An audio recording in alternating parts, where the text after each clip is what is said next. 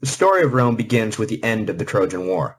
After Troy was finally sacked by the Greeks, Aeneas, chief lieutenant of Hector, managed to escape with a few followers. They boarded ships and set out into the Mediterranean to find a new home. Their odyssey took them from Asia Minor to the north coast of Africa, where Aeneas managed to sow the seeds of the three Punic Wars by seducing the Carthaginian queen Dido and then abandoning her. Virgil writes that in the final moments before she committed suicide, Dido cursed the descendants of both to eternal enmity. O my Tyrians, besiege with hate his progeny and all his race to come. Make this your offering to my dust. No love, no pact must be between our peoples.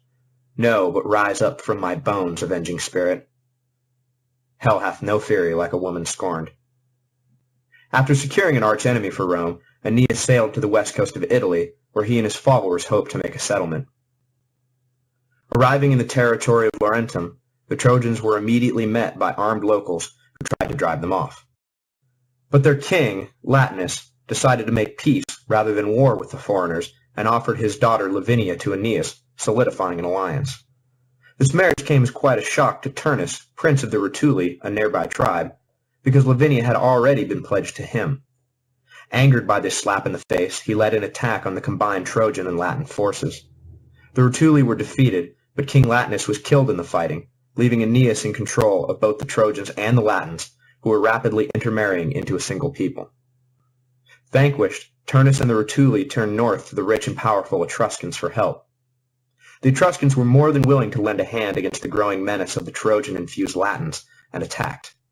But Aeneas, in his final act, led the Latins to victory, establishing the Tiber River as the boundary between the Latins and the Etruscans. We should pause the legend here before we get too far and give an account of the political landscape of pre-Roman Italy, as historians and archaeologists understand it today. Who were the Latins? Who were the Etruscans? Where did they come from and what sort of lives did they lead? The origin of the Etruscans is debatable. However, DNA evidence points to a migration from Asia Minor, which, if true, offers a context for the legend of Aeneas' arrival from Troy. The Etruscans were the dominant force culturally and politically in the Italian peninsula, and, as we will see, came to dominate Latin territory in the waning years of the Roman kingdom. They had developed cities and a confederal state system long before the Latins, who remained in traditional tribal affiliations until the foundation of Rome, which was the first major settlement in Latin territory that could be called a city. The Etruscans were artists and craftsmen who had set up extensive trading networks that reached all the way to Greece. The trading roads between Etruria and the Greek cities of Magna Graecia in the south ran right through Rome, offering a clue as to the reason for its location. The Latins, in contrast, were simple pastoral herdsmen. Evidence from ancient burial mounds suggests the Latins were descended from Balkan migrants who crossed the Adriatic in prehistory. Mostly shepherds and farmers, they did not have any sort of advanced arts or crafts. What culture they display seems to be little more than a blend of Etruscan and Greek elements. Indeed, nothing about later Roman history suggests the Latins were innovative at all in art, religion, or letters.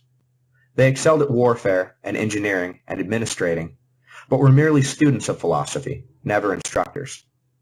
Their gods, to take one obvious example, are little more than an adaptation of the Greek pantheon, Zeus becoming Jupiter, Hera becoming Juno, and so forth. What bound the Latins together was a common language, distinct from the Etruscan language to the north and the imported Greek in the south. Latin, of course, forms the basis for half the languages in Europe, and its vocabulary still dominates the legal profession. But enough humorless anthropology. After Aeneas died, his young son Ascanius grew to be king. The town built by the Trojan settlers had become too small for the exploding population, and Ascanius led a group east to found a new settlement called Alba Longa, which would become the seat of the growing Latin kingdom. Generation upon generation followed, and the Latins became powerful and secure. The kingship was passed from father to son until finally it rested upon the head of a man named Numitor. Numitor had a brother named Amulius who coveted the throne and decided to seize power for himself. Numitor was driven from Alba Longa, all his sons were killed, and his daughter, Rea Silvia, was forced to become a Vestal virgin to ensure she would bear no children who could threaten Amulius. However, after taking the vows, Rea was the victim of rape and consequently gave birth to twin boys. Rea declared that the god Mars was the father, but to no avail, and for the crime of allowing herself to be raped, she was thrown in prison. The twins were sent to be drowned in the Tiber. However, the men entrusted with the task found the river flooded and left the boys in the sluggish water rather than slogging their way to the river itself, and when the waters receded, the babies were left alive and well in the reeds.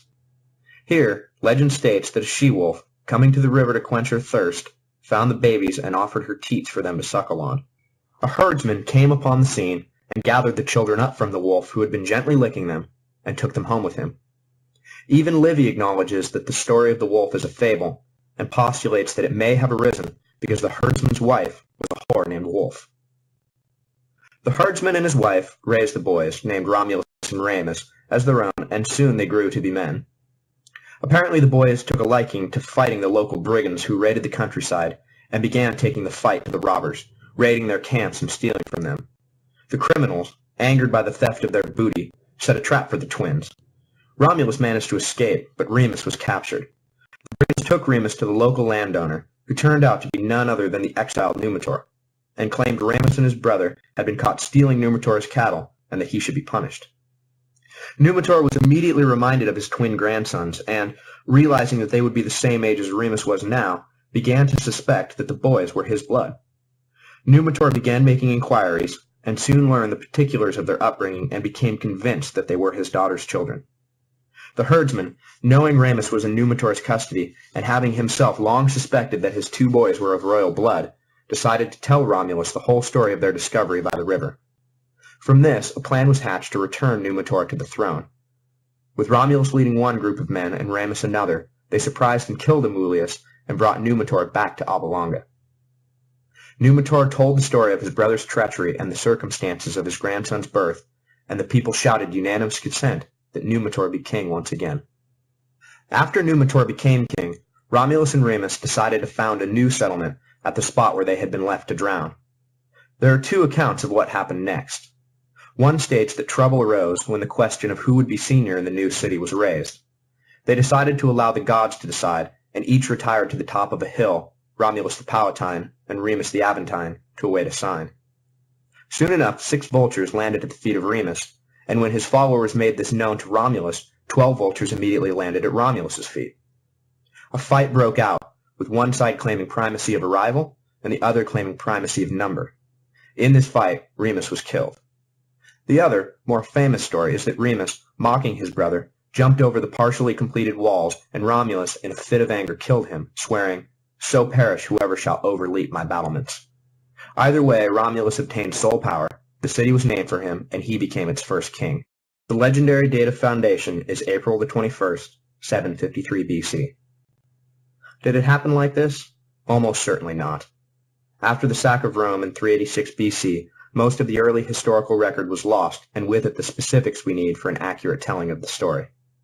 But archaeological evidence seems to support the broader strokes of the legend. Settlements have been found on the Palatine Hill that date from the 800s BC, suggesting that the legendary chronology is at least in the ballpark. The general story of a struggle between the Latin and Etruscan people, ending with ostensible Latin autonomy south of the Tiber, also fits our understanding of the ethnic and cultural landscape of the era. It is doubtful that the site of Rome was chosen because it marked where the twins had been sent to die. More likely an easy river crossing, coupled with the natural defenses offered by the nearby hills, drew settlers to the area. And of course, as already noted, the site lay on the trade road between Etruria and Magna Graecia. Without any real data to draw from, later Roman historians used common mythological elements to construct a conventional founding legend. Indo-European culture produced numerous examples of the divine twin mytheme, including Castor and Pollux and Idas and Lynceus of Thebes.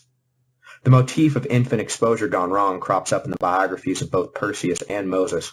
And of course, most will recognize the virgin birth element from Christianity, but tales of miraculous or virgin births have surrounded important legendary and historical figures for millennium.